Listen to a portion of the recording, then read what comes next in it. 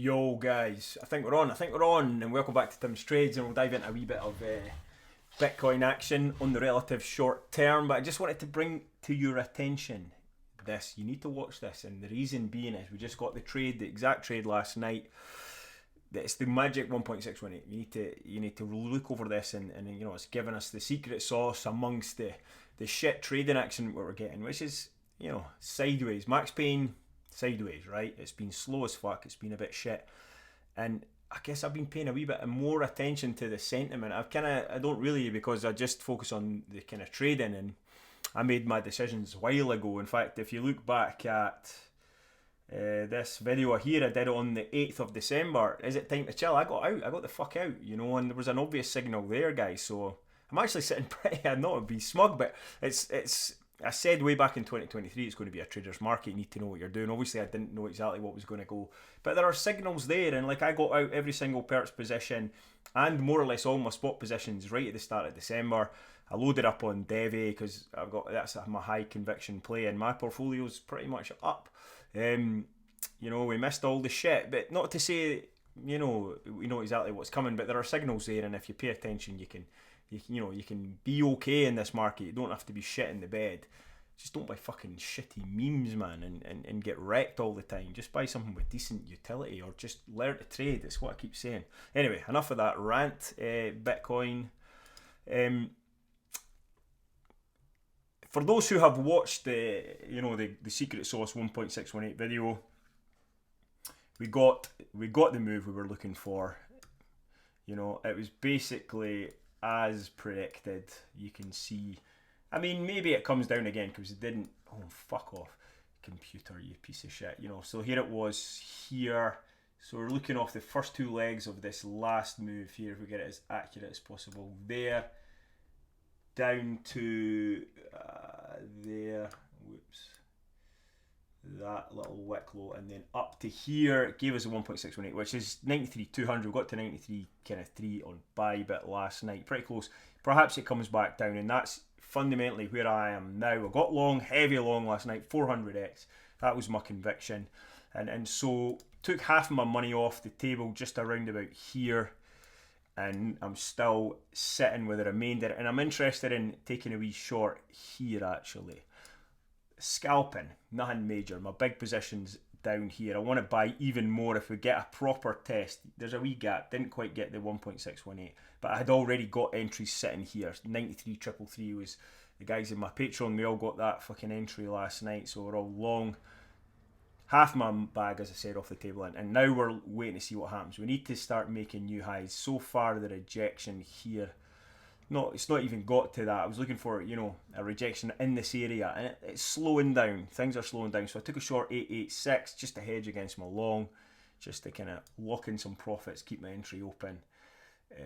And I'm now just patiently waiting. Let's get rid of this big yellow fib.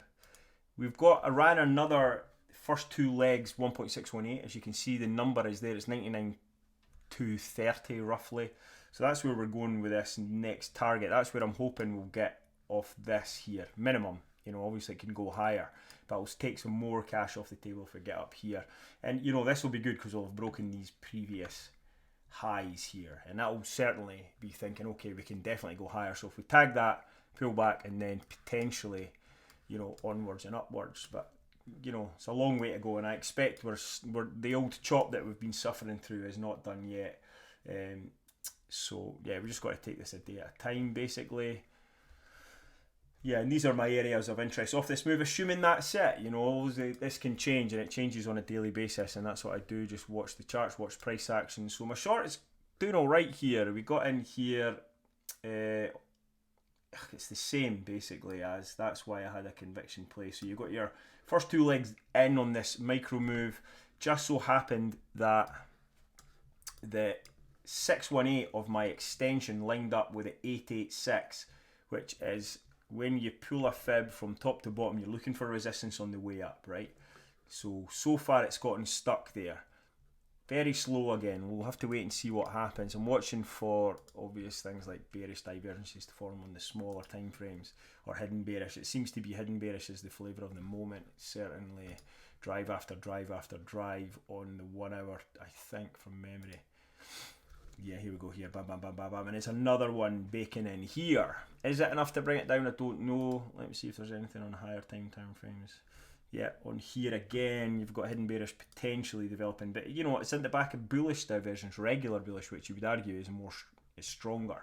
So, you know, I'm just hedging a wee bit on my long here to see what happens. If we get anything above this last wick here, you know, my risk reward is great. It's there. You know, I'll lose hardly any money. Then I'll just close off that short and that just reopens my long, because I haven't closed my long. I'm hedging against it here to try and lock in a bit of profit just in case this is it and we pull back again. And you know, I don't even think I would hold my short all the way down here. I'd probably just come back down here, close off my short side, and then if it bounces I get that profit twice, because I've made it on the way up to here.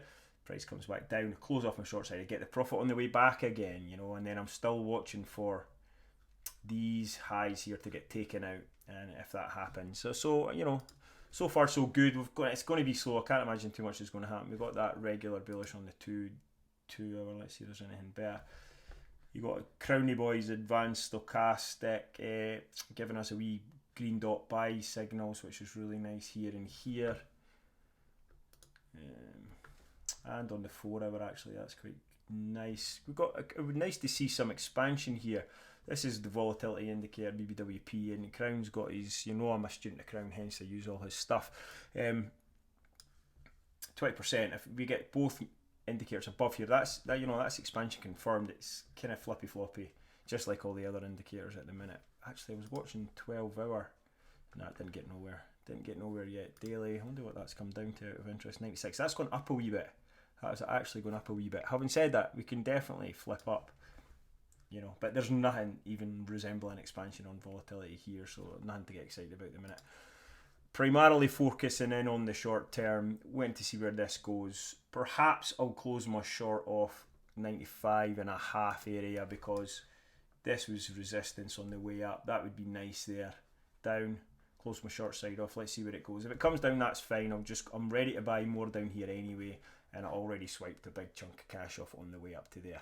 Anyway, that's my short-term thoughts on BTC. Keeping an eye on the range. Certainly potential for another low, but you know, we got the buy, and the buy was shelled about a week ago or 11 days ago. Alright guys, if you enjoyed that and you want some more updates, show me some comments. I can watch your charts, although alts are a bit shit. I'm not really, the only alt I'm in is Devi, and it's just accumulating down the bottom. I'm not really caring about that. It'll go eventually.